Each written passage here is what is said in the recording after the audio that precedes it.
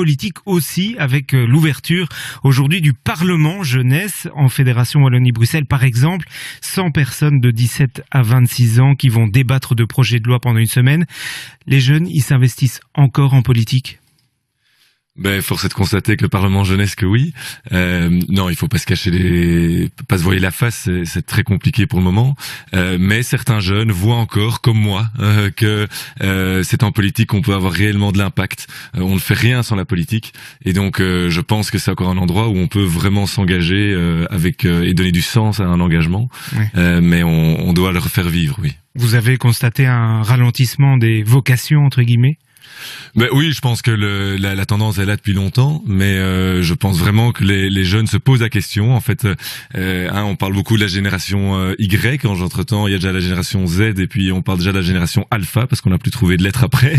Mais ces générations-là se posent la question du pourquoi au lieu du comment, en fait. Et donc les gens ont commencé à se poser la question, en fait, pourquoi est-ce que s'engager en politique permet encore d'avoir de l'impact sur les choses. Oui. Et qu'est-ce que vous leur répondez, par exemple, si vous essayez de convaincre un certain nombre de jeunes que vous voyez un petit peu énervés par rapport à la société, par rapport au fait qu'il faut changer les choses, qu'est-ce que vous leur dites?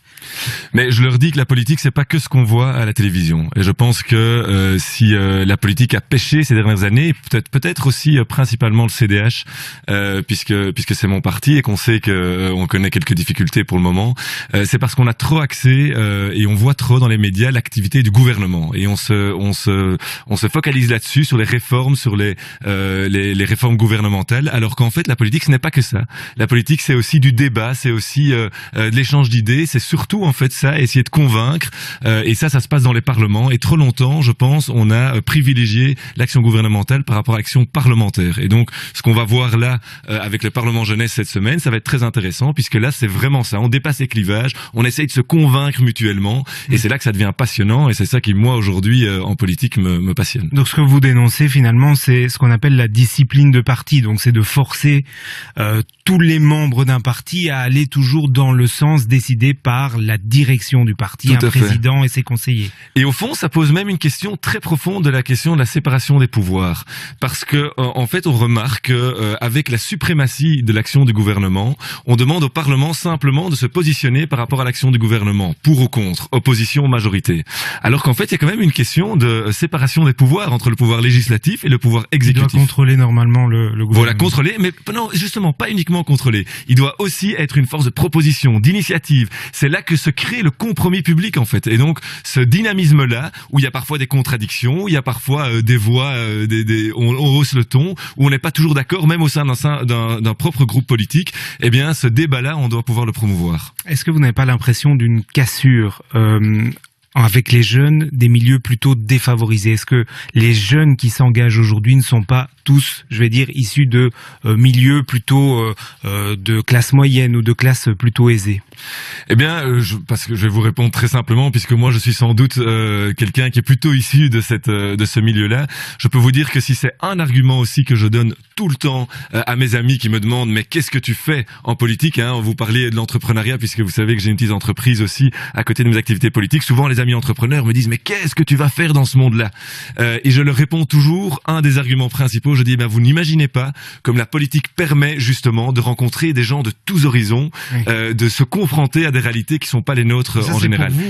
Pour les rencontrer, mais comment est-ce que vous constatez que réellement les jeunes qui sont par exemple en décrochage scolaire ne veulent pas s'engager en politique et abordent la politique totalement?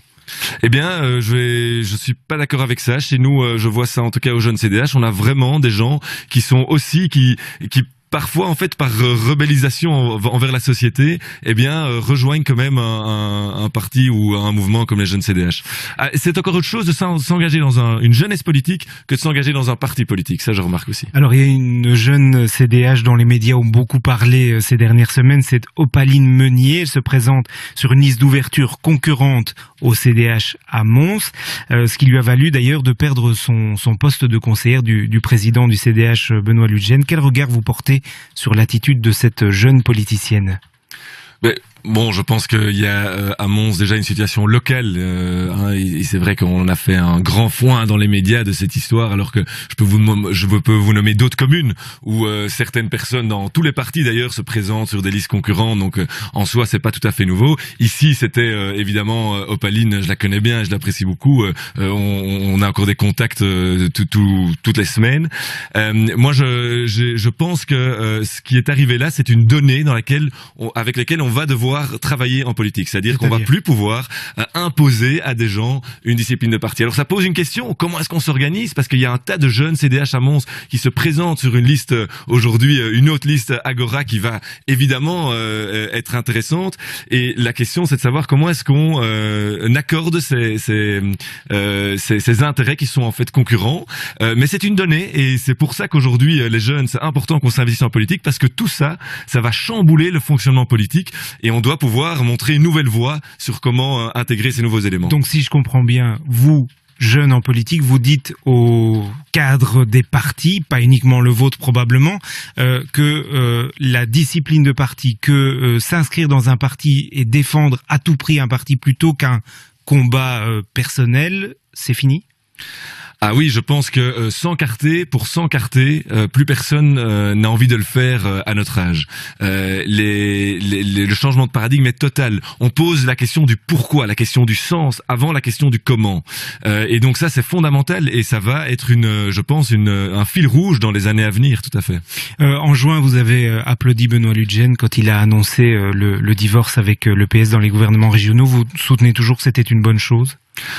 Là, pour le coup, ça apparaît comme un acte très particratique et très politicien à l'époque. Oui, ça a paru comme ça. Pourtant, je pense que derrière ça, il y avait un enjeu fondamental. Et certains sondages l'avaient démontré. Quand on demandait aux gens quelle est la réforme la plus importante à mener en Wallonie, il y a des sondages qui ont démontré que les Wallons disaient principalement il faut changer l'hégémonie PS en Wallonie. Et donc, je pense qu'il y avait un vrai problème de gouvernance. D'ailleurs, vous le voyez au PS aujourd'hui, ils sont en train de changer. Il y a toute une série de débats qui ont évolué parce que, en effet, ils ont eu un sursaut grâce, je pense, au fameux coup qu'on a appelé de Benoît Ludgen. Je pense que c'était important à faire en Wallonie. Je pense que ça aurait été très important de faire aussi à Bruxelles. Malheureusement, Défi nous a pas suivis sur ce coup-là. Très bonne journée à vous.